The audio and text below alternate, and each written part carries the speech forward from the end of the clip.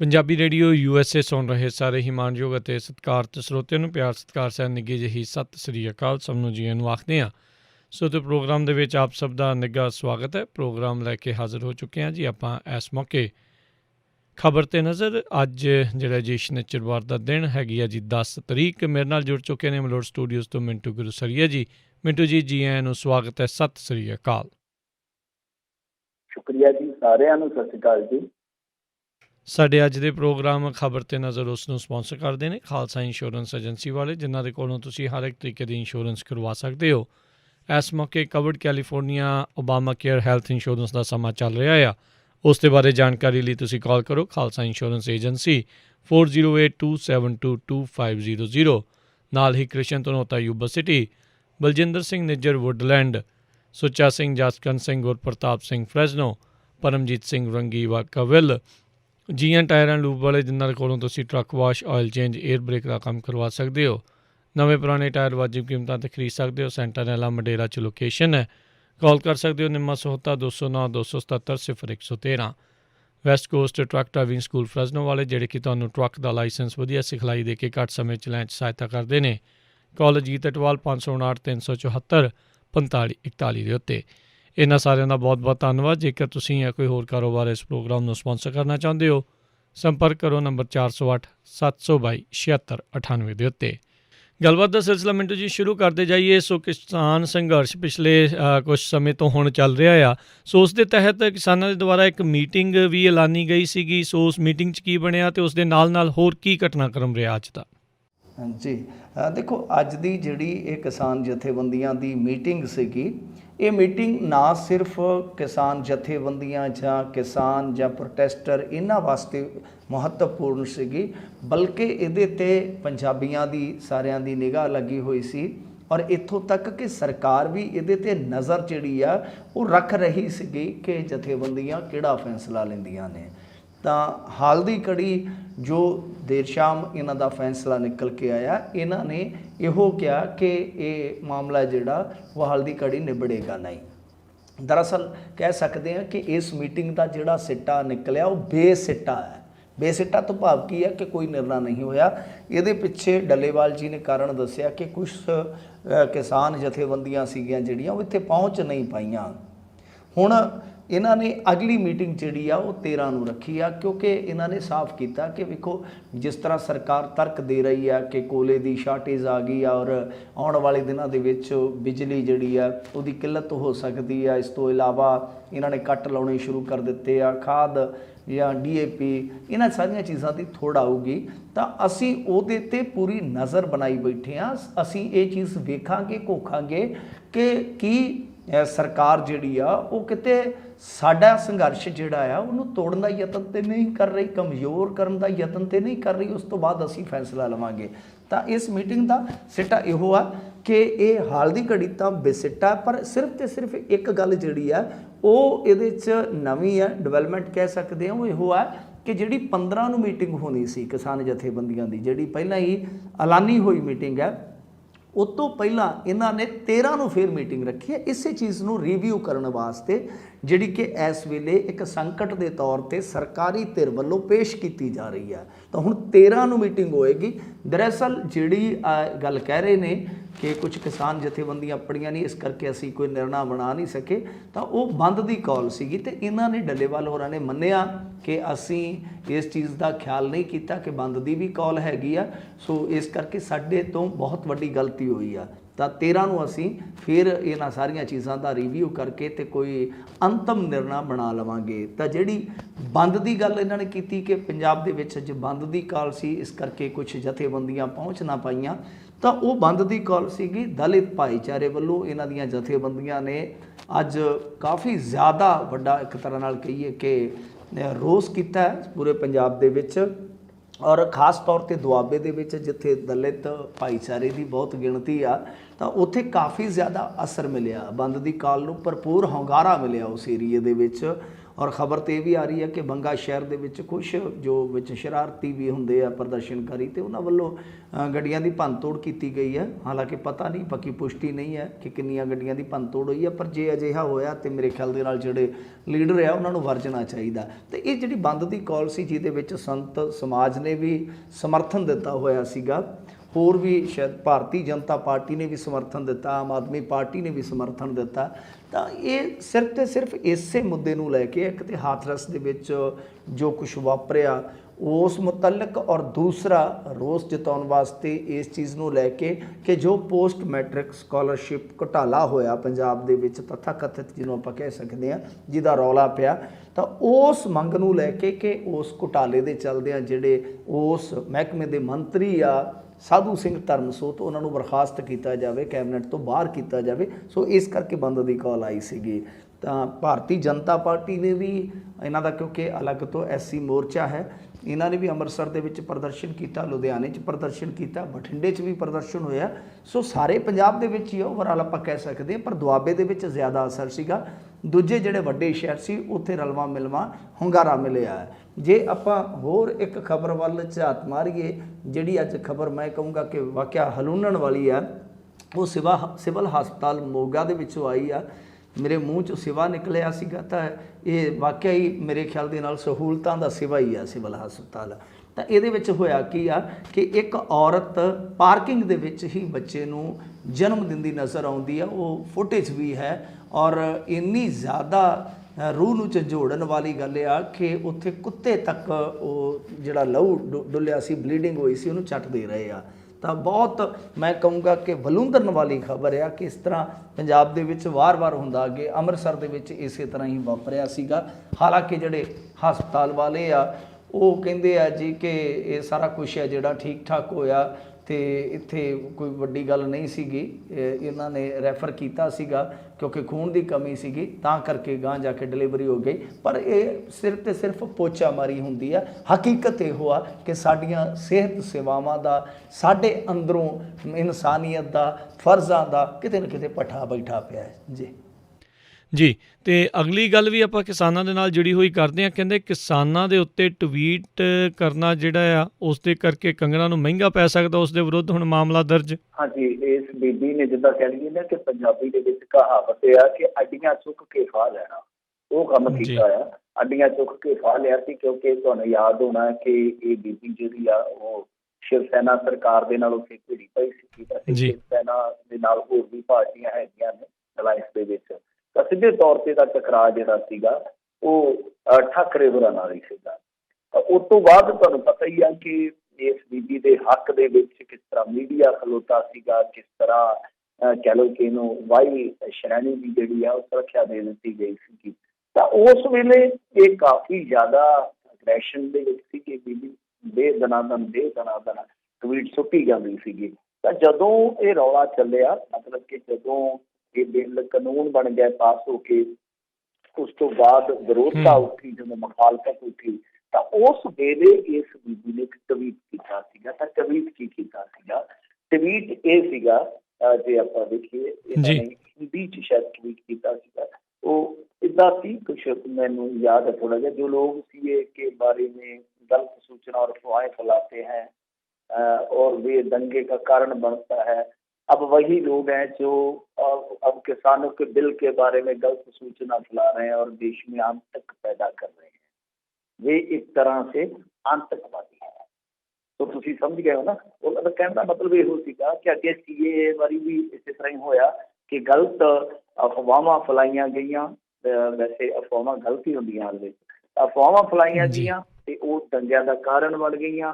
ਤੇ ਹੁਣ ਉਹੀ ਲੋਕ ਕਿਸਾਨਾਂ ਦੇ ਬਿੱਲ ਦੇ ਬਾਰੇ ਗਲਤ ਸੂਚਨਾਵਾਂ ਫੈਲਾ ਰਹੇ ਆ ਤੇ ਦੇਸ਼ ਦੇ ਵਿੱਚ ਆਤੰਕ ਪੈਦਾ ਕਰ ਰਹੇ ਆ। ਇਹ ਇੱਕ ਤਰ੍ਹਾਂ ਨਾਲ ਆਤੰਕਵਾਦੀ ਆ ਜਾਂ ਅੱਤਵਾਦੀ ਕਹਿ ਲਓ। ਹੁਣ ਤੁਸੀਂ ਇਹਦਾ ਤਫਸਰ ਇਹੀ ਕਰ ਸਕਦੇ ਹੋ ਕਿ ਜੋ ਲੋਕ ਵਿਰੋਧਤਾ ਕਰ ਰਹੇ ਆ, ਮਤਲਬ ਕਿ ਅਸਹਿਮਤੀ ਜਤਾ ਰਹੇ ਆ, ਤਾਂ ਉਹ ਇੱਕ ਤਰ੍ਹਾਂ ਨਾਲ ਅੱਤਵਾਦੀ ਹੈ। ਹੁਣ ਅਸਹਿਮਤੀ ਅੱਤਵਾਦ ਕਦੋਂ ਤੋਂ ਬਣ ਗਈ ਇਸ ਦੇਸ਼ ਦੇ ਵਿੱਚ, ਸਮਝ ਤੋਂ ਪਰੇ ਦੀ ਗੱਲ ਹੈ। ਇੱਥੇ ਕੰਗਨਾ ਰਣੌਤ ਹੀ ਜਾਣਦੀ ਹੈ, ਔਰ ਕੰਗਨਾ ਰਣੌਤ ਜਿਹੜੀ ਆ ਉਹ ਆਪਣੇ ਗੁਆਂਢੀ ਸੂਬੇ ਦੀ ਆ, ਹਿਮਾਚਲ ਦੀ ਆ। ਔਰ ਇਹਦਾ ਜਿਹੜਾ ਸਮਾਂ ਜ਼ਿਆਦਾ ਬੀਤਿਆ ਉਹ ਕਈਆਂ ਨੂੰ ਨਹੀਂ ਪਤਾ ਹੋਣਾ, ਜ਼ਿਆਦਾਤਰ ਆਪਣਾ ਇੱਥੇ ਹੀ ਚੰਡੀਗੜ੍ਹ ਬੀਤਿਆ। ਜੀ ਔਰ ਇਹਦੀ ਜਿਹੜੀ ਦੋਸਤੀ ਦੀ ਹੈਗੀ ਆ ਨਾ, ਜੇ ਕਹੀਏ ਤਾਂ ਬਹੁਤ ਲੰਮੀ ਲਾਈਨ ਜਿਹੜੀ ਹੈ ਉਹ ਪੰਜਾਬ ਨਾਲ ਜੁੜਦੀ ਹੈ। ਜਦੋਂ ਸਕੂਲਿੰਗ ਵਗੈਰਾ ਜੋ ਵੀ ਹੋਈ ਹੈ ਸਭ ਕੁਛ, ਤਾਂ ਕਹਿਣ ਦਾ ਭਾਵ ਇਹ ਹੋਆ ਕਿ ਇਸ ਬੀਬੀ ਨੂੰ ਚੰਗੀ ਤਰ੍ਹਾਂ ਪਤਾ ਵਾ ਕਿ ਪੰਜਾਬ, ਹਰਿਆਣਾ ਤੇ ਹਿਮਾਚਲ ਇਹਦਾ ਸਿੱਧਾ ਗ੍ਰਹਿ ਸੂਬਾ ਜਿਹੜਾ ਉਹ ਕਿਸਾਨੀ ਤੇ ਬਹੁਤ ਹੱਦ ਤੱਕ ਨਿਰਭਰ ਕਰਦਾ ਹੈ। ਹਿਮਾਚਲ ਦੇ ਵਿੱਚ ਵੀ ਦੇਖੋ ਨਾ, ਬੇਸ਼ੱਕ ਪਹਾੜੀ ਰਾਜ ਆ, ਛੋਟੀ ਛੋਟੀ ਕਿਸਾਨੀ ਹੁੰਦੀ ਹੈ ਉੱਥੇ, ਸਬਜ਼ੀਆਂ ਬੀਜਦੇ ਆ ਲੋਕ, ਸੇਬ ਉਗਾਉਂਦੇ ਆ। ਤਾਂ ਕੀ ਇਸ ਬੀਬੀ ਨੂੰ ਇਹਨਾਂ ਚੀਜ਼ਾਂ ਦਾ ਪਤਾ ਨਹੀਂ ਹੈ? ਪਰ ਗੱਲ ਉਹੀ ਜਿਵੇਂ ਮੈਂ ਸ਼ੁਰੂਆਤ ਦੇ ਵਿੱਚ ਆਖੀ ਸੀਗੀ ਕਿ ਕਈ ਵਾਰ ਤੁਸੀਂ ਅੱਡੀਆਂ ਚੁੱਕ ਕੇ ਸਾਹ ਲੈਂਦੇ ਜੀ, ਮਤਲਬ ਕਿ ਭਗਤੀ ਕਰਨੀ ਜੀ ਹੈ ਤੁਸੀਂ, ਉਹ ਭਗਤੀ ਦੇ ਵਿੱਚ ਚਾਹੇ ਪੰਗੇ ਪੈ ਜਾਣ। ਤਾਂ ਇਹ FIR ਕਿਸੇ ਹੋਰ ਨੇ ਨਹੀਂ ਕਰਾਈ। ਇਹ ਨਹੀਂ ਹੈ ਕਿ ਸਾਡੇ ਇੱਥੋਂ ਉਗਰਾਹਾਂ ਵਾਲੇ ਉੱਠ ਗਏ ਜਾਂ ਲਖੋਵਾਲ ਨੇ ਜਾ ਕੇ FIR ਦਰਜ ਕਰਾਤੀ, ਇਸ ਤਰ੍ਹਾਂ ਨਹੀਂ ਹੋਇਆ। ਇਹ ਮਾਮਲਾ ਗਿਆ ਅਦਾਲਤ ਦੇ ਵਿੱਚ, ਤਾਂ ਅਦਾਲਤ ਨੇ ਇਸ ਮਾਮਲੇ ਦੇ ਵਿੱਚ ਇਹ ਆਖਿਆ ਕਿ ਭਾਈ ਹਾਂ ਠੀਕ ਹੈ, ਸ਼ਿਕਾਇਤ ਬਣਦੀ ਹੈ। ਤਾਂ ਮਾਮਲੇ ਦਾ ਨੋਟਿਸ ਲੈ ਕੇ ਕਰਨਾਟਕ ਦੇ ਵਿੱਚ ਕੋਰਟ ਨੇ ਆਖਿਆ ਕਿ FIR ਦਰਜ ਕਰ ਦਿਓ। ਤਾਂ ਹੁਣ ਕੰਗਨਾ ਤੇ FIR ਜਿਹੜੀ ਹੈ ਉਹ ਦਰਜ ਹੋ ਜਾਊਗੀ। ਹਾਲਾਂਕਿ ਉਹਨੇ ਟਵੀਟ ਡਿਲੀਟ ਕਰ ਦਿੱਤਾ ਸੀਗਾ, ਪਰ ਕਈ ਵਾਰ ਤੁਸੀਂ ਝੱਗਾ ਜੇ ਬਦਲ ਲਵੋ ਨਾ, ਕਮੀਜ਼ ਬਦਲ ਲਵੋ, ਪਰ ਜੋ ਤੁਹਾਡੇ ਕਿਰਦਾਰ ਤੇ ਦਾਗ ਲੱਗ ਜਾਂਦੇ ਆ ਨਾ, ਉਹ ਨਹੀਂ ਮਿਟਦੇ, ਲੀੜੇ ਜਿੰਨੇ ਮਰਜ਼ੀ ਬਦਲੀ ਜਾਓ। ਸੋ ਟਵੀਟ ਡਿਲੀਟ ਕਰ ਦਿੱਤਾ ਸੀ, ਪਰ ਉਹਦਾ ਪੰਗਾ ਜਿਹੜਾ ਆ ਉਹ ਜਿਉਂਦਾ ਪਿਆ। ਜੀ ਜੀ ਬਿਲਕੁਲ।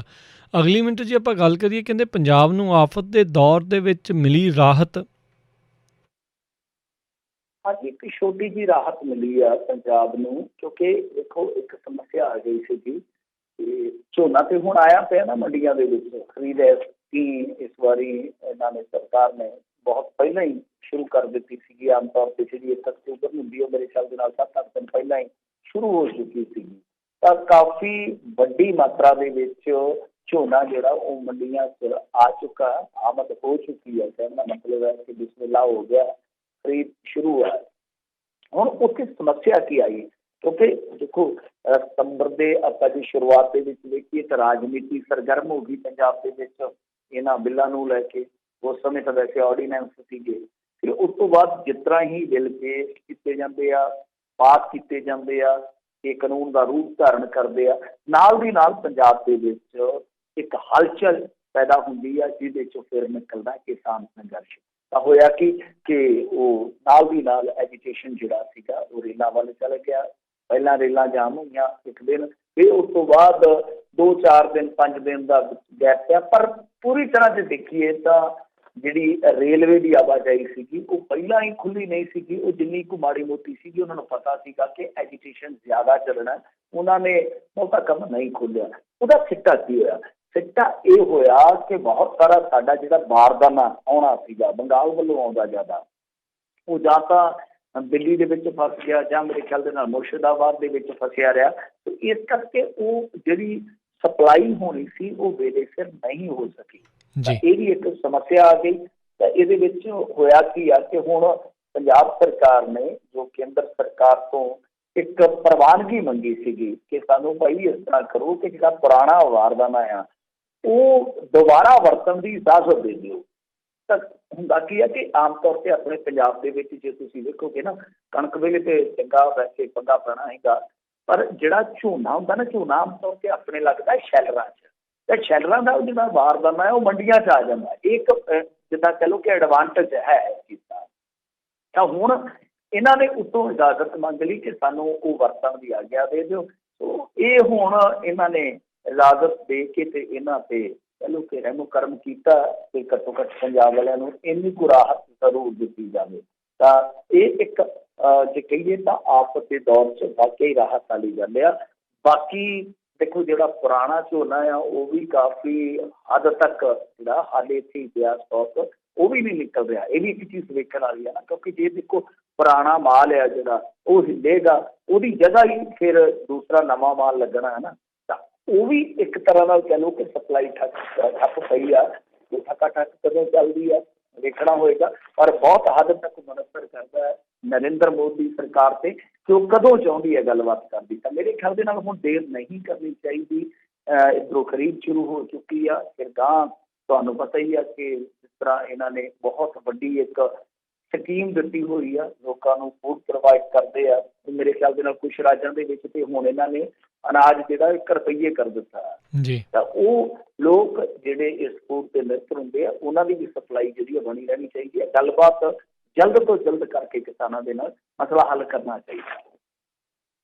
ਜੀ ਜੀ ਜੀ ਅਗਲੀ ਮਿੰਟੂ ਜੀ ਗੱਲ ਕਰੀਏ, ਕਹਿੰਦੇ ਕਿਸਾਨ ਤੇ ਭਾਜਪਾ ਫੇਰ ਹੁਣ ਆਮੋ ਸਾਹਮਣੇ ਨੇ। ਦੇਖੋ ਇਹ ਹੁਣ ਹਮ ਸਾਹਮਣਾ ਜਿਹੜਾ ਉਹ ਚੱਲੀ ਜਾਂਦਾ ਆ, ਪਰ ਬੜੀ ਮੈਂ ਕਹੂੰਗਾ ਕਿ ਇਸ ਵੇਲੇ ਦੀ ਤਰਾਸਦੀ ਹੈ ਕਿ ਭਾਰਤੀ ਜਨਤਾ ਪਾਰਟੀ ਨੇ ਜਿਹੜੇ ਇੱਥੋਂ ਦੇ ਸਾਡੇ ਪੰਜਾਬੀ ਭਰਾ ਆ ਤੇ ਜਿਹੜੇ ਇੱਥੋਂ ਦੀ ਮਿੱਟੀ ਦੇ ਵਿੱਚ ਜੰਮੇ ਪਲੇ ਆ, ਉਹ ਹੁਣ ਲੀਕ ਦੇ ਦੂਸਰੇ ਪਾਸੇ ਖਲੋਤੇ। ਉਹਨਾਂ ਦੀ ਆਪਣੀ ਇੱਕ ਆਈਡੀਓਲੋਜੀ ਆ, ਇੱਕ ਉਹਨਾਂ ਦੀ ਆਪਣੀ ਸਿਆਸੀ ਸਾਂਝ ਆ, ਆਪਣੀ ਸਿਆਸੀ ਤਨਜ਼ੀਮ ਦਾ ਉਹਨਾਂ ਦਾ ਆਪਣਾ ਭਾਵਨਾਤਮਕ ਲਗਾਅ ਹੈ। ਤਾਂ ਉਹ ਜਿਹੜਾ ਲਗਾਅ ਹੈ ਉਹ ਕਿਤੇ ਨਾ ਕਿਤੇ ਉਹਨਾਂ ਨੂੰ ਛੱਡ ਨਹੀਂ ਰਿਹਾ, ਪਰ ਸੱਚਾਈ ਜਿਹੜੀ ਆ ਉਹ ਉਹਨਾਂ ਦੇ ਸਾਹਮਣੇ ਸੱਚਾਈ ਨੂੰ ਪ੍ਰਵਾਨ ਨਹੀਂ ਕਰ ਪਾ ਰਹੇ। ਤਾਂ ਜਿੱਦਾਂ ਸਿਆਸੀ ਮਜਬੂਰੀਆਂ ਹੁੰਦੀਆਂ, ਉਹ ਕਹਿੰਦੇ ਨਾ ਕੁਛ ਤੋਂ ਰਹੀ ਹੋਂਗੀ ਮਜਬੂਰੀਆਂ, ਐਸੇ ਤੇ ਕੋਈ ਬੇਵਫਾ ਨਹੀਂ ਹੁੰਦਾ। ਇਹ ਕਿਤੇ ਨਾ ਕਿਤੇ ਤੇ ਮਜਬੂਰੀਆਂ ਹਨ। ਹੁਣ ਹੋ ਕੀ ਰਿਹਾ, ਜਿਵੇਂ ਅੱਗੇ ਸੰਗਰੂਰ ਦੇ ਵਿੱਚ RSS ਦੇ ਦਫ਼ਤਰ ਤੇ ਕਾਲਖ ਸੁੱਟ ਦਿੱਤੀ, ਉਹ ਰੌਲਾ ਪੈ ਗਿਆ। ਲੁਧਿਆਣੇ ਦੇ ਵਿੱਚ ਕਾਫੀ ਜ਼ਿਆਦਾ ਵਿਵਾਦ ਹੋਇਆ। ਇਸ ਤੋਂ ਇਲਾਵਾ ਅੰਮ੍ਰਿਤਸਰ ਦੇ ਵਿੱਚ ਤੇ ਡਾਂਗੋ ਸੋਟੀ ਹੋ ਗਏ, ਕਾਂਗਰਸੀਆਂ ਨੂੰ ਇਹਨਾਂ ਨੇ ਕੁੱਟ ਕੱਟਿਆ। ਔਰ ਜਿਹੜੇ ਤਰੁਣ ਚੁੱਕੇ ਆ ਇਹਨਾਂ ਦੇ, ਉਹ ਤੇ ਇੱਥੋਂ ਤੱਕ ਕਹਿ ਗਏ ਕਿ ਜੇ ਕੋਈ ਸਾਡੇ ਤੇ ਚੜ੍ਹ ਕੇ ਆਊਗਾ ਤੇ ਆਊਗਾ ਆਪਣੇ ਪੈਰਾਂ ਤੇ, ਜਾਊਗਾ ਫਿਰ ਮੋਢਿਆਂ ਤੇ। ਸਿੱਧੀ ਸਾਫ਼ ਦੀ ਗੱਲ ਹੈ। ਤਾਂ ਇਹ ਇੱਕ ਕਸ਼ੀਦਗੀ ਸੀਗੀ, ਕੁੜੱਤਣ ਸੀਗੀ ਜਿਹੜੀ ਕਿ ਲਗਾਤਾਰ ਫੈਲਦੀ ਜਾ ਰਹੀ ਸੀਗੀ। ਤਾਂ ਹੁਣ ਇਹਨਾਂ ਨੇ ਕੀ ਕਰ ਦਿੱਤਾ, ਬਰੋਬਰ ਜਿਸ ਤਰ੍ਹਾਂ ਤੁਹਾਨੂੰ ਯਾਦ ਹੀ ਹੋਣਾ ਹੈ ਕਿ ਥੋੜ੍ਹੇ ਦਿਨ ਪਹਿਲਾਂ ਜਿਸ ਦਿਨ ਪੂਰਨ ਤੌਰ ਤੇ ਕਹਿ ਲਓ ਕਿ ਸਭ ਕੁਛ ਬੰਦ ਕਰ ਦਿੱਤਾ ਗਿਆ ਸੀਗਾ, ਉਸ ਦਿਨ ਵੀ ਇਹਨਾਂ ਨੇ ਟਰੈਕਟਰ ਰੈਲੀ ਕੱਢੀ ਸੀਗੀ। ਉਸ ਤੋਂ ਬਾਅਦ ਫਿਰ ਜਿੱਦਣ ਹੁਣ ਰਾਹੁਲ ਗਾਂਧੀ ਇੱਥੇ ਆਇਆ, ਉਦੋਂ ਵੀ ਇਹਨਾਂ ਨੇ ਇੱਕ ਬਰੋਬਰ ਪਠਾਨਕੋਟ ਏਰੀਏ 'ਚ ਸ਼ਾਇਦ ਟਰੈਕਟਰ ਰੈਲੀ ਕੱਢੀ ਸੀਗੀ। ਹਰਿਆਣੇ ਦੇ ਵਿੱਚ ਵੀ ਕੱਢ ਰਹੇ, ਚੰਡੀਗੜ੍ਹ ਕੱਢਣ ਦਾ ਯਤਨ ਕੀਤਾ ਸੀਗਾ, ਉਹ ਨਹੀਂ ਸਫਲ ਹੋਇਆ। ਤਾਂ ਹੁਣ ਕੀ ਹੈ ਕਿ ਇੱਧਰ ਮੁਕੇਰੀਆਂ ਵਾਲੀ ਸਾਈਡ ਇਹਨਾਂ ਨੇ ਟਰੈਕਟਰ ਰੈਲੀ ਜਿਹੜੀ ਆ ਉਹ ਕੱਢਣੀ ਸੀ। ਤਾਂ ਕਿਸਾਨ ਜਥੇਬੰਦੀਆਂ ਨੇ ਆਖਿਆ ਕਿ ਜੇ ਤੁਸੀਂ ਟਰੈਕਟਰ ਰੈਲੀ ਕੱਢ ਕੇ ਲਿਆਓਗੇ ਤਾਂ ਫਿਰ ਅਸੀਂ ਤੁਹਾਡਾ ਰਸਤਾ ਜਿਹੜਾ ਵਿਰੋਧ ਦੇ ਨਾਲ ਰੋਕਾਂਗੇ। ਮਤਲਬ ਇਹ ਆ ਕਿ ਅਸੀਂ ਤੁਹਾਨੂੰ ਕਾਲੀਆਂ ਝੰਡੀਆਂ, ਜੋ ਸਾਡਾ ਹੱਕ ਬਣਦਾ ਰੈਲੀ ਕੱਢਣਾ ਤੁਹਾਡਾ ਹੱਕ ਬਣਦਾ, ਠੀਕ ਹੈ ਤੁਸੀਂ ਕੱਢ ਲਓ, ਤੇ ਵਿਰੋਧ ਕਰਨਾ ਜਾਂ ਸਾਡਾ ਹੱਕ ਬਣਦਾ, ਨਹੀਂ ਕਰਨਾਗੇ ਇਸਤੇਮਾਲ ਉਸ ਹੱਕ ਦਾ। ਤਾਂ ਇਹ ਇੱਕ ਟੱਕਰ ਬਣ ਗਈ ਔਰ ਇਹ ਮਾਮਲਾ ਜਿਹੜਾ ਫਿਰ ਪ੍ਰਸ਼ਾਸਨ ਤੇ ਚਲ ਗਿਆ। ਤਾਂ ਪ੍ਰਸ਼ਾਸਨ ਨੇ ਦੱਸਦੇ ਆ ਕਿ ਹੁਣ ਜਿਹੜੇ ਭਾਜਪਾ ਵਾਲੇ ਕਹਿੰਦੇ ਆ ਕਿ ਸਾਨੂੰ ਇਜਾਜ਼ਤ ਨਹੀਂ ਦਿੱਤੀ, ਪਰ ਦੂਸਰੇ ਪਾਸੇ ਕਿਤੇ ਨਾ ਕਿਤੇ ਪ੍ਰਸ਼ਾਸਨ ਨੂੰ ਵੀ ਲੱਗਦਾ ਸੀਗਾ ਕਿ ਨਹੀਂ ਜਾਣੀਏ ਜੇ ਇਸ ਤਰ੍ਹਾਂ ਦਾ ਵਿਰੋਧ ਤੇ ਮੁੜ ਕੇ ਉਹ ਵਿਰੋਧ ਕਿਤੇ ਕਤਲ ਦੇ ਵਿੱਚ ਹੌਲੀ ਹੌਲੀ ਬਦਲਦਾ ਹਿੰਸਾ ਤੱਕ ਨਾ ਪਹੁੰਚ ਜਾਵੇ, ਤਾਂ ਇਸ ਕਰਕੇ ਉਹਨਾਂ ਨੇ ਇਜਾਜ਼ਤ ਨਹੀਂ ਦਿੱਤੀ। ਤਾਂ ਇਹ ਚੀਜ਼ ਜਿਹੜੀ ਆ ਹੁਣ ਦੇਖੋ ਭਾਰਤੀ ਜਨਤਾ ਪਾਰਟੀ ਦੇ ਜਿਹੜੇ ਸਾਡੇ ਇੱਥੋਂ ਦੇ ਪੰਜਾਬੀ ਵੀਰ ਆ ਉਹਨਾਂ ਨੂੰ ਸਮਝਣੀ ਚਾਹੀਦੀ ਆ ਕਿ ਤੁਸੀਂ ਸੱਚ ਤੋਂ ਮੁਨਕਰ ਕਿਉਂ ਹੋ ਰਹੇ ਹੋ, ਕਿਉਂ ਤੁਸੀਂ ਇਸ ਚੀਜ਼ ਨੂੰ ਸਮਝ ਨਹੀਂ ਪਾ ਰਹੇ। ਤੁਸੀਂ ਉਹ ਲੋਕ ਹੋ ਜਿਨ੍ਹਾਂ ਨੇ ਨੋਟਬੰਦੀ ਤੇ ਵੀ ਫੁੱਲ ਚੜਾਏ ਸੀਗੇ, ਨੋਟਬੰਦੀ ਦਾ ਕੀ ਸਿੱਟਾ ਨਿਕਲਿਆ ਤੁਹਾਨੂੰ ਸਭ ਨੂੰ ਪਤਾ ਆ। ਤੁਸੀਂ ਉਹ ਲੋਕ ਆ ਜਿਨ੍ਹਾਂ ਨੇ GST ਨੂੰ ਇੱਕ ਇਨਕਲਾਬੀ ਬਦਲਾਅ ਦੱਸਿਆ ਸੀਗਾ, ਉਸ ਬਦਲਾਅ ਦਾ ਜਿਹੜਾ ਵਪਾਰੀਆਂ ਤੇ ਕਹਿ ਚੁੱਕਿਆ ਤੁਹਾਨੂੰ ਪਤਾ ਹੀ ਆ, ਤੁਸੀਂ ਖੁਦ ਵਪਾਰੀ ਵਰਗ ਦੇ ਵਿੱਚੋਂ ਆ ਬਹੁਤ ਸਾਰੇ ਲੀਡਰ।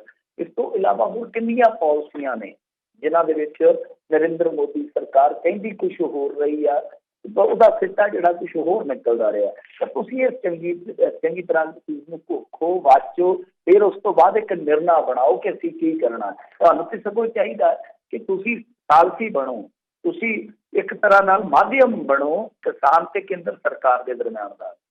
ਪਹਿਲਾਂ ਤੁਸੀਂ ਇੱਕ ਚੰਗੀ ਤਰ੍ਹਾਂ ਸਟੱਡੀ ਕਰ ਲਓ ਕਿ ਹਾਂ ਭਾਈ ਕਿੱਥੇ ਇਹ ਜਿਹੜੇ ਕਾਨੂੰਨ ਆ ਉਹ ਕਿਸਾਨ ਦੇ ਉਲਟ ਭੁਗਤਦੇ, ਤੁਹਾਨੂੰ ਚਾਨਣ ਹੋ ਜਾਏਗਾ। ਹੁਣ ਜੇ ਤੁਸੀਂ ਸੋਚ ਹੀ ਲਿਆ ਕਿ ਅਸੀਂ ਡਿੱਗੇ ਹੀ ਹਨੇਰੇ ਖੂਹ 'ਚ ਰਹਿਣਾ, ਫਿਰ ਤੁਹਾਨੂੰ ਕੋਈ ਨਹੀਂ ਕੱਢ ਸਕਦਾ। ਤੇ ਜੇ ਤੁਸੀਂ ਸੋਚੋ ਕਿ ਹਾਂ ਭਾਈ ਅਸੀਂ ਥੋੜਾ ਜਿਹਾ ਪੰਜਾਬ ਵਾਸਤੇ ਕਰ ਰਹੇ, ਜੇ ਤੁਸੀਂ ਕਰ ਲੋਗੇ ਉਹਦੇ 'ਚ ਰਾਜਨੀਤਿਕ ਫਾਇਦਾ ਵੀ ਆ, ਕੱਲ੍ਹ ਨੂੰ ਲੋਕ ਤੁਹਾਨੂੰ ਵੋਟਾਂ ਵੀ ਪਾ ਦੇਣਗੇ। ਹੁਣ ਤੁਸੀਂ ਕਹਿੰਦੇ ਜੇ ਕਿ 117 ਦੀ 117 ਹੀ ਜਿੱਤਾਂਗੇ, ਮੈਂ ਕਹਿੰਦਾ ਤੁਹਾਡੇ 117 ਪੰਚਾਇਤ ਮੈਂਬਰ ਬਣ ਜਾਣ ਪੰਜਾਬ 'ਚ ਤਾਂ ਬੜੀ ਵੱਡੀ ਗੱਲ ਆ। ਜਿਹੜੇ ਤੁਹਾਡੇ ਹਾਲਾਤ ਨੇ, ਜਿਹੜੇ ਤੁਹਾਡੇ ਲੱਛਣ ਨੇ, ਤਾਂ ਇਹਨਾਂ ਨੂੰ ਇਹੀ ਕਰਨਾ ਚਾਹੀਦਾ ਕਿ ਕਿਸਾਨ ਆਗੂਆਂ ਦੇ ਨਾਲ ਕੋਈ ਦੁਸ਼ਮਣ ਨਹੀਂ ਇਹਨਾਂ ਦਾ।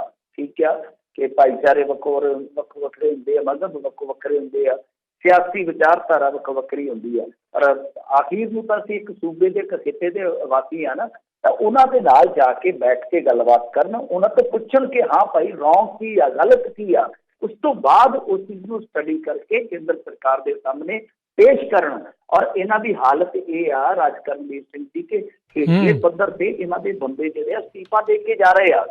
ਹੁਣ ਤੁਸੀਂ ਇੱਕ ਗੱਲ ਸੋਚ ਕੇ ਵੇਖੋ ਨਾ, ਮੈਂ ਪਿਛਲੇ ਪ੍ਰੋਗਰਾਮ 'ਚ ਵੀ ਇਹ ਗੱਲ ਆਖੀ ਸੀਗੀ ਕਿ ਹੁਣ ਸਿੱਧੂ ਵਰਗੇ ਨੂੰ ਵਾਪਸ ਭਾਰਤੀ ਜਨਤਾ ਪਾਰਟੀ 'ਚ ਆਉਣਾ ਵੀ ਬਹੁਤ ਔਖਾ ਹੈ। ਨਵਾਂ ਬੰਦਾ ਵੀ ਭਾਰਤੀ ਜਨਤਾ ਪਾਰਟੀ ਨੂੰ ਜੁਆਇਨ ਨਹੀਂ ਕਰ ਸਕਦਾ। ਢੀਂਡਸੇ ਵਰਗੇ ਵੀ ਅਲਾਇੰਸ ਕਰਨ ਲਈ 100 ਵਾਰੀ ਸੋਚਣਗੇ।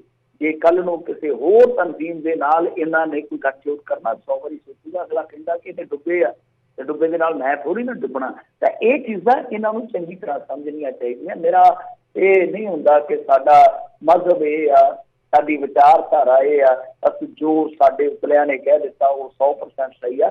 ਕਈ ਵਾਰ ਤੁਹਾਨੂੰ ਲੀਕ ਤੋਂ ਹਟ ਕੇ ਸੱਚ ਦਾ ਜਾਂ ਆਪਣੇ ਖਿੱਤੇ ਦਾ ਸਾਥ ਦੇਣਾ ਪੈਂਦਾ। ਤੁਸੀਂ ਬਹੁਤ ਗਲਤੀਆਂ ਕੀਤੀਆਂ ਅਫੀਮ ਦੇ ਵਿੱਚ, ਪੰਜਾਬ 'ਚ ਰਹਿੰਦੇ ਆ, ਚਾਹੇ ਉਹ ਪੰਜਾਬੀ ਸੂਬਾ ਬਣਾਉਣ ਵੇਲੇ ਦੀਆਂ ਗਲਤੀਆਂ ਜਾਂ ਹੋਰ ਗਲਤੀਆਂ ਨੇ, ਮੈਂ ਉਹਨਾਂ ਪਿਛਾਂ 'ਚ ਨਹੀਂ ਕਹਿਣਾ ਚਾਹੁੰਦਾ। ਪਰ ਹੁਣ ਗਲਤੀ ਸੁਧਾਰਨ ਦਾ ਵੇਲਾ, ਜੇ ਸੁਧਾਰ ਲੋਗੇ ਠੀਕ ਹੈ, ਨਹੀਂ ਤੇ ਲੋਕ ਤੇ ਸੁਧਾਰ ਹੀ ਦੇਣਗੇ ਤੁਹਾਨੂੰ, ਫਿਰ ਹੋਰ ਕੀ ਆ। ਬਿਲਕੁਲ ਸਹੀ ਗੱਲ ਆ ਜੀ। ਅਗਲੀ ਮਿੰਟ ਜੀ ਆਪਾਂ ਜੇ ਗੱਲ ਕਰਦੇ ਜਾਈਏ, ਕਹਿੰਦੇ ਚਿੱਟੇ ਸੋਨੇ ਦੀ ਲੁੱਟ ਨੇ ਹੁਣ ਸਵਾਲ ਖੜੇ ਕੀਤੇ ਪੰਜਾਬ ਦੇ ਵਿੱਚ ਕਿਸਾਨਾਂ ਦੇ। ਹਾਂ ਬਿਲਕੁਲ, ਗੱਲ ਉੱਥੇ ਆ ਗਈ ਜਿੱਥੋਂ ਮੈਂ ਗੱਲ ਖਤਮ ਕੀਤੀ ਆ, ਤੁਸੀਂ ਉੱਥੋਂ ਗੱਲ ਚੁੱਕ ਕੇ ਸ਼ੁਰੂ ਕਰ ਦਿੱਤੀ ਆ। ਹੁਣ ਅੱਜ ਤੱਕ ਵੇਖੋ ਨਿੱਕੀ ਜਿਹੀ ਗੱਲ ਆ, ਇਹਨਾਂ ਦਾ ਕੀ ਤਰਕ ਆ। ਜਦੋਂ ਆਪਾਂ ਇਸ ਤਰ੍ਹਾਂ ਦੀ ਦਲੀਲ ਦਿੰਦੇ ਹਾਂ ਤਾਂ ਭਾਰਤੀ ਜਨਤਾ ਪਾਰਟੀ ਵਾਲੇ ਵੀਰ ਕੀ ਤਰਕ ਦਿੰਦੇ ਆ, ਤੁਹਾਨੂੰ ਕਾਊਂਟਰ ਕਿਸ ਤਰ੍ਹਾਂ ਕਰਦੇ ਆ। ਉਹ ਕਹਿੰਦੇ ਆ ਕਿ ਜਦ ਪ੍ਰਧਾਨ ਮੰਤਰੀ ਕਹਿ ਰਹੇ ਆ ਕਿ MSP ਬਰਕਰਾਰ ਰਹੂਗਾ ਤਾਂ ਫਿਰ ਡਰ ਕਾਹਦਾ, ਤੌਖਲਾ ਕਾਹਦਾ, ਫਿਰ ਧੁੜਕੂ ਕਾਹਦਾ।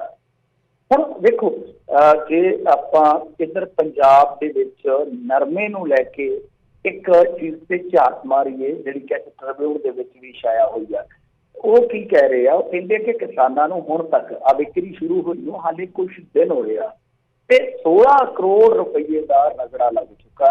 ਮਤਲਬ ਕਿ 1.59 ਲੱਖ ਕੁਆਂਟਲ, ਮਤਲਬ ਕਿ 1.5 ਲੱਖ ਕੁਆਂਟਲ ਤੋਂ ਵੱਧ ਨਰਮਾ ਜਿਹੜਾ ਉਹ ਸਰਕਾਰੀ ਭਾਅ ਤੋਂ ਹੇਠਾਂ ਵਿਕਿਆ।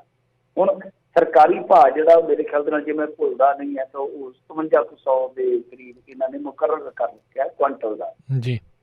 ਹੁਣ ਇੱਕ ਤੇ ਇਹ ਗੱਲ ਹੋਈ ਕਿ ਇਸ ਵਾਰੀ ਰਾਜ ਕਰਨਵੀਰ ਸਿੰਘ ਦੀ ਬਿਮਾਰੀ ਪੈ ਗਈ, ਕੁਛ ਮੌਸਮ ਐਤਕੀ ਖਰਾਬ ਜਿਹਾ ਰਿਹਾ ਤੇ ਝਾੜ ਘੱਟ ਰਿਹਾ, ਨਰਮੇ ਦਾ ਝਾੜ ਘੱਟ ਰਿਹਾ। ਇਹ ਹੁਣ ਫਸਲੀ ਵਿਭਿੰਨਤਾ ਵਾਲੀ ਦੀ ਗੱਲ ਆ ਜਾਏਗੀ। ਜਿਹੜੇ ਲੋਕ ਇਹ ਕਹਿੰਦੇ ਆ ਨਾ ਪੰਜਾਬ ਨੂੰ ਕਿ ਤੁਸੀਂ ਇਸ ਫਸਲੀ ਚੱਕਰ ਚੋਂ ਨਿਕਲੋ ਤੇ ਦੂਸਰੀਆਂ ਫਸਲਾਂ ਬੀਜੋ, ਹੁਣ ਨਾਲ ਹੀ ਇਸ ਗੱਲ ਨੂੰ ਵੀ ਤੁਸੀਂ ਲੈ ਕੇ ਤੁਰੇ ਚੱਲੇ ਹੋ। ਤਾਂ ਨਰਮਾ ਇੱਕ ਬਹੁਤ ਖੂਬਸੂਰਤ ਬਦਲ ਹੈ। ਜੇ ਆਪਾਂ ਇਸ ਪੈਟਰਨ ਨੂੰ ਅਪਣਾਉਣਾ ਹੋਵੇ, ਇਸ ਮੋਨੋਕਲਚਰ ਤੋਂ ਨਿਕਲ ਕੇ ਇੱਕ ਵਿਭਿੰਨਤਾ ਵਾਲੀ ਖੇਤੀ ਦੇ ਦੌਰ 'ਚ ਦਾਖਲ ਹੋਣਾ, ਤਾਂ ਨਰਮਾ ਉਹਦਾ ਬਹੁਤ ਵੱਡਾ ਆਪਸ਼ਨ ਹੈ ਔਰ ਮਾਲਦਾਰ ਵੀ ਆਪਸ਼ਨ ਹੈ। ਮਤਲਬ ਕਿ ਚੰਗੀ ਕਮਾਈ ਵੀ ਹੋ ਜਾਂਦੀ ਹੈ ਜੇ ਅੱਛੇ ਬੀਜ ਹੋਣ, ਚੰਗਾ ਕਿਤੇ ਮੌਸਮ ਬਣ ਜਾਵੇ, ਵਧੀਆ ਦਵਾਈਆਂ ਮਿਲ ਜਾਣ, ਤਾਂ ਬਹੁਤ ਵਧੀਆ ਰਹਿ ਜਾਂਦਾ ਨਰਮਾ। ਪਰ ਹੁਣ ਇੱਥੇ ਦਿੱਕਤ ਕੀ ਆ? ਹੁਣ ਦਿੱਕਤ ਇਹ ਆ ਕਿ MSP ਇਹਦੇ ਤੇ ਐਲਾਨਿਆ ਗਿਆ, ਪਰ ਬਾਵਜੂਦ ਇਸ ਦੇ ਜੋ ਕਪਾਹ ਨਿਗਮ ਆ, ਕੇਂਦਰੀ ਕਪਾਹ ਨਿਗਮ ਜਿਹੜਾ ਕਿ ਇੱਥੇ ਖਰੀਦ ਕਰਦਾ ਆ ਕਿ ਉਹ ਪੂਰਾ ਭਾਅ ਦੇਣ 'ਚ ਅਸਫਲ ਹੈ ਤੇ 1000 ਤੋਂ 2000 ਤੱਕ ਦਾ MSP ਤੋਂ ਥੱਲੇ ਦਾ ਕਿਸਾਨ ਨੂੰ ਰਗੜਾ ਲੱਗ ਰਿਹਾ ਹੈ। ਹੁਣ ਤੁਸੀਂ ਸੋਚੋ ਕਿ 5700 ਭਾਅ ਆ, ਐਵਰੇਜ 5700 ਮੰਨ ਕੇ ਚੱਲੋ, ਤੇ ਨਰਮਾ ਵਿਕ ਰਿਹਾ 4700 ਨੂੰ ਜਾਂ 3700 ਨੂੰ, ਤਾਂ ਉਹਦਾ ਕਿੰਨਾ ਇਕੱਠਾ ਹੋ ਗਿਆ? ਕਿਉਂਕਿ MSP ਦਾ ਮਤਲਬ ਇਹੋ ਹੁੰਦਾ ਨਾ ਕਿ ਆਪਾਂ ਨੂੰ ਪਤਾ ਹੁੰਦਾ, ਇੱਕ ਅੰਦਾਜ਼ਾ ਹੁੰਦਾ ਜਦੋਂ ਅਸੀਂ ਨਰਮਾ ਬੀਜਾਂਗੇ, ਕਿਉਂਕਿ ਉਹਦਾ 2000 ਦਾ ਤੇ 20 ਪੈ ਜਾਣਾ ਕਿੱਲੇ ਦਾ। ਤੁਸੀਂ ਦੇਖੋ ਕਿੰਨੀ ਮਹਿੰਗੀ ਫਸਲ ਆ ਉਹ, 2000 ਦਾ ਤਾਂ 20 ਪੈਣਾ ਕਿੱਲੇ ਦਾ। ਤਾਂ ਉਸ ਵੇਲੇ ਇੱਕ ਮੋਟਾ ਜਿਹਾ ਅੰਦਾਜ਼ਾ ਲਾ ਲੈਂਦਾ ਆ ਕਿਸਾਨ ਕਿ ਇੰਨੀ ਵਹਾਈ ਹੋ ਗਈ, ਇੰਨੀ ਗੁਡਾਈ ਹੋ ਗਈ, ਇੰਨੇ ਦਾ ਬੀਜ ਹੋ ਗਿਆ, ਸਾਰਾ ਕਰਾ ਕੇ ਇੰਨੇ ਮਣ ਨਿਕਲੂਗਾ। ਨਰਮਾ ਔਸਤਨ 20 ਮਣ ਨਿਕਲ ਆਉਂਦਾ, ਕੋਈ ਚੰਗਾ ਨਰਮਾ 25 ਮਣ ਵੀ ਨਿਕਲ ਆਉਂਦਾ। ਤਾਂ ਉਹ ਇੱਕ ਐਵਰੇਜ ਨਿਕਲ ਜਾਂਦੀ ਆ ਕਿ ਯਾਰ ਜੇ ਮੈਂ ਝੋਨੇ ਦੀ ਥਾਂ ਤੇ ਨਰਮਾ ਲਾਵਾਂ ਉਹਨੂੰ ਪਾਣੀ ਵੀ ਘੱਟ ਲੱਗੇਗਾ, ਉਹਦੇ ਤੇ ਬਾਅਦ ਦੇ ਵਿੱਚ ਕੋਈ ਇੰਨੀ ਜ਼ਿਆਦਾ ਖੇਚਲ ਨਹੀਂ ਹੁੰਦੀ। ਵੈਸੇ ਝੋਨੇ ਨਾਲ ਜ਼ਿਆਦਾ ਖੇਚਲ ਹੁੰਦੀ ਹੈ ਕਿ ਇੱਕ ਵਾਰੀ ਨਰਮਾ ਸੰਭਲ ਜਾਵੇ ਫਿਰ ਕੋਈ ਵੱਡੀ ਗੱਲ ਨਹੀਂ, ਸਪਰੇਵਾਂ ਕਰਕੇ ਤੇ ਮਾਮਲਾ ਪਾਰ ਹੋ ਜਾਂਦਾ।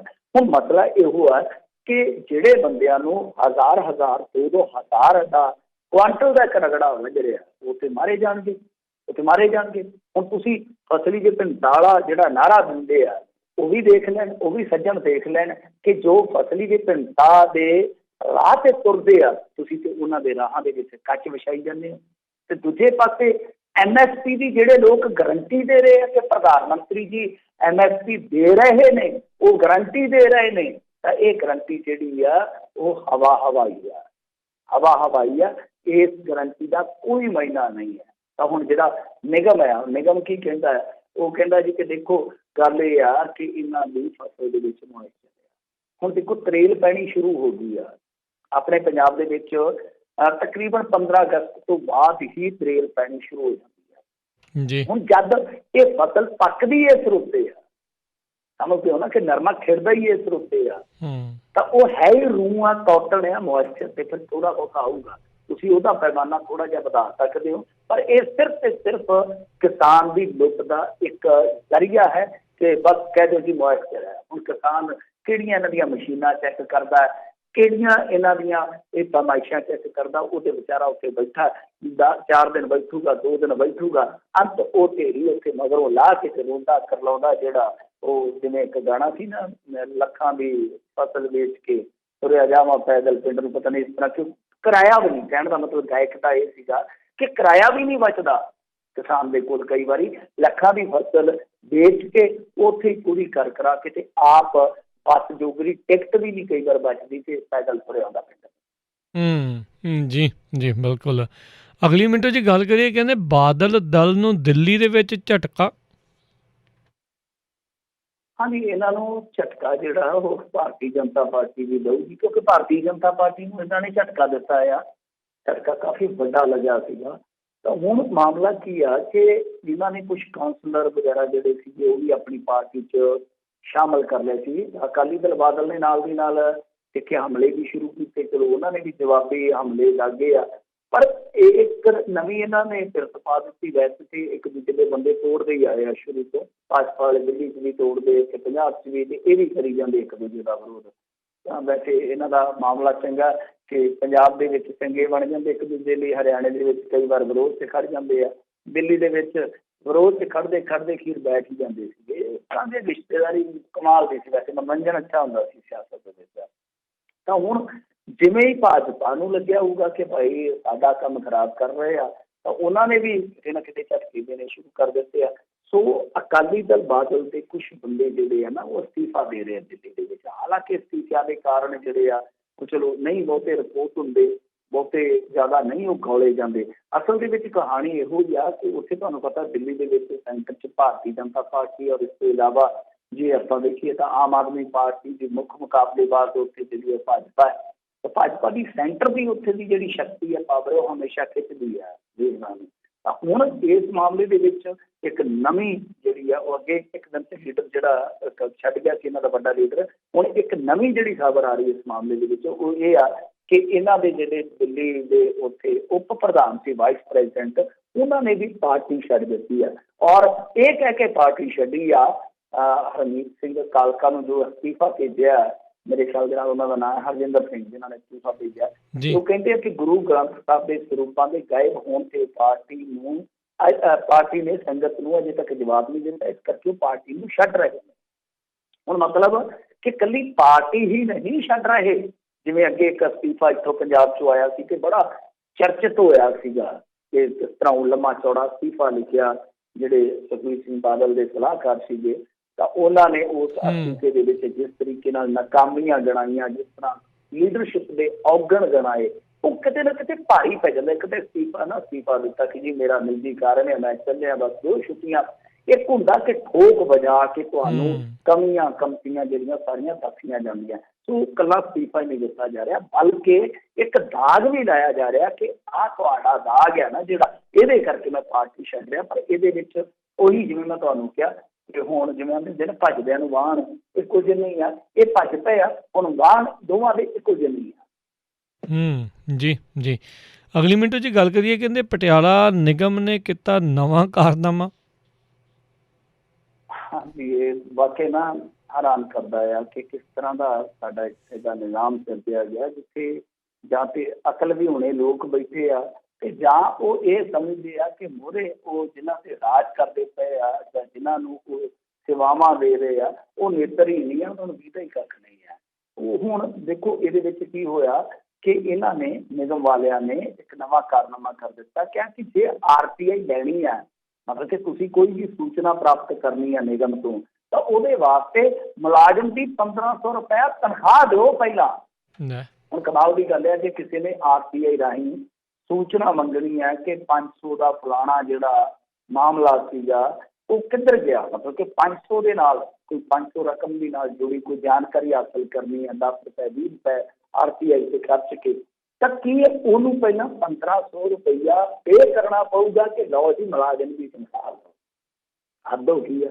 ਕਮਾਲ ਦੀ ਗੱਲ ਆ ਕਿ ਇੰਨੇ ਅਮੀਰ ਨਿਗਮ ਨੇ, ਜਿਵੇਂ ਹੁਣ ਪਟਿਆਲਾ ਆ, ਬਠਿੰਡਾ ਆ, ਲੁਧਿਆਣਾ ਆ, ਇਹ ਕੋਈ ਛੋਟੇ ਮੋਟੇ ਨਿਗਮ ਥੋੜ੍ਹੀ ਆ। ਮੋਹਾਲੀ, ਜਿਵੇਂ ਮੋਹਾਲੀ ਤੋਂ ਵੈਸੇ ਵੱਖਰਾ ਦਰਜਾ ਦਿੱਤਾ, ਪਰ ਮੈਂ ਸ਼ਹਿਰਾਂ ਦੀ ਗੱਲ ਜੇ ਕਰਾਂ, ਇਹ ਬਹੁਤ ਅਮੀਰ ਨੇ, ਜਿੰਨਾ ਵੀ ਇਹਨਾਂ ਦਾ ਪ੍ਰਸ਼ਾਸਕੀ ਢਾਂਚਾ ਉੱਤੇ ਬਹੁਤ ਜ਼ਿਆਦਾ ਅਮੀਰ ਹੁੰਦਾ। ਤੇ ਇਹ ਦੂਜਾ ਇਹ ਵੀ ਹੈ ਕਿ ਜੇ ਤੁਸੀਂ ਦੇਖੋ ਕਿ ਮੈਂ ਚੰਗੀ ਤਰ੍ਹਾਂ ਪੜ੍ਹਿਆ RTI ਐਕਟ, ਉਹਦੇ ਵਿੱਚ ਕਿਤੇ ਵੀ ਇਹ ਜਿਹੀ ਚੀਜ਼ ਕੋਈ ਜਿਹੜੀ ਆ ਦਰਜ ਨਹੀਂ ਹੈ ਕਿ ਮਤਲਬ ਕੋਈ ਰੂਲ ਨਹੀਂ ਹੈ ਐਸਾ। ਰੂਲ ਇਹੋ ਹੀ ਆ ਕਿ ਤੁਸੀਂ ਇੱਕ ਸਾਦੇ ਕਾਗਜ਼ ਤੇ ਅਰਜ਼ੀ ਲਿਖ ਸਕਦੇ ਹੋ, ਉਹਦੇ ਨਾਲ ਤੁਹਾਨੂੰ ਜਿੰਨੇ ਪੇਜਾਂ ਦੀ ਜਾਣਕਾਰੀ ਮਿਲਦੀ ਆ ਉਹ 1 ਰੁਪਏ ਪਰ ਜਾਂ 2 ਰੁਪਏ ਪਰ ਪੇਜ ਦੇ ਹਿਸਾਬ ਨਾਲ ਤੁਸੀਂ ਪੇ ਕਰ ਦਿਓ, ਉਹ ਡਰਾਫਟ ਜਿਹਾ ਲੱਗ ਜਾਂਦਾ। ਇਸ ਤੋਂ ਇਲਾਵਾ ਕੁਛ ਨਹੀਂ ਹੁੰਦਾ। ਇੱਕ ਆਪਣੀ ਤੁਸੀਂ ਉੱਥੇ ਆਇਡੈਂਟੀ ਲਾਉਣੀ ਹੁੰਦੀ ਹੈ, ਹੋਰ ਤੁਹਾਨੂੰ ਕੁਛ ਵੀ ਲਾਉਣ ਦੀ ਜ਼ਰੂਰਤ ਨਹੀਂ ਹੈ। ਤੇ 1500 ਰੁਪਏ ਵਾਲਾ ਕਮਾਲ ਕਰੀ ਜਾਂਦੇ ਆ। ਸੋ ਇਹ ਇੱਕ ਵੱਖਰੀ ਕਿਸਮ ਦੀ ਮੈਂ ਕਹੂੰਗਾ ਕਿ ਪਹਿਲ ਕਦਮੀ ਕੀਤੀ ਹੈ। ਖੈਰ ਦੇਖਦੇ ਹਾਂ ਕਿ ਗੋਲਮਾਲ ਕਦੋਂ ਤੋਂ ਚੱਲ ਰਿਹਾ ਸੀਗਾ, ਹੁਣ ਜਾਂਚ ਪੜਤਾਲ ਕਰਨ ਤੇ ਪਤਾ ਲੱਗੂਗਾ। ਕੀ ਪਤਾ ਕਿੰਨਿਆਂ ਤੋਂ ਇਹਨਾਂ ਨੇ ਲੈ ਲਏ ਹੋਣਗੇ, ਗੋਲਮਾਲ ਕਦੋਂ ਤੋਂ ਚੱਲ ਰਿਹਾ ਜਾਂ ਹੁਣ ਜੇ ਚੱਲਿਆ ਤਾਂ, ਕਿਉਂਕਿ ਪੱਤਰ ਇੱਕ ਆਫੀਸ਼ੀਅਲੀ ਪੱਤਰ ਜਾਰੀ ਹੋਇਆ ਨੇ ਵੱਲੋਂ, ਤੇ ਜਿਨ੍ਹਾਂ ਨੇ ਕੀਤਾ ਇਹ ਉਹਨਾਂ ਤੇ ਕੋਈ ਕਾਰਵਾਈ ਹੋਊਗੀ, ਮੈਂ ਵੇਖਦੇ ਹੁਣ। ਜੀ ਜੀ ਮਿੰਟੂ ਜੀ, ਬਹੁਤ ਬਹੁਤ ਤੁਹਾਡਾ ਧੰਨਵਾਦ ਕਰਦੇ ਹਾਂ, ਤੁਸੀਂ ਸਾਡੇ ਨਾਲ ਜੁੜੇ, ਇਹਨਾਂ ਖਬਰਾਂ ਬਾਰੇ ਤੁਸੀਂ ਜਾਣਕਾਰੀ ਦਿੱਤੀਆਂ। ਅਗਲੀ ਵਾਰ ਤੱਕ ਲਈ ਬੜੀ ਮਿਹਰਬਾਨੀ, ਪਿਆਰ ਭਰੀ ਸਤਿ ਸ਼੍ਰੀ ਅਕਾਲ ਜੀ। ਜੀ ਤੇ ਸਰੋਤੇ, ਇੱਥੇ ਸਾਡਾ ਅੱਜ ਦਾ ਇਹ ਪ੍ਰੋਗਰਾਮ ਹੁਣ ਸਮਾਪਤ ਹੈ। ਮਿਲਦੇ ਹਾਂ ਤੁਹਾਨੂੰ ਸਾਰਿਆਂ ਨੂੰ ਅਗਲੀ ਵਾਰ ਤੱਕ ਲਈ। ਮੇਰੇ ਰਾਜਕਰਮਵੀਰ ਸਿੰਘ ਵੱਲੋਂ ਵੀ ਤੁਹਾਨੂੰ ਸਭ ਨੂੰ ਪਿਆਰ ਸਤਿਕਾਰ ਸਹਿਤ ਸਤਿ ਸ਼੍ਰੀ ਅਕਾਲ। ਸੁਣਦੇ ਰਹੋ ਪੰਜਾਬੀ ਰੇਡੀਓ USA।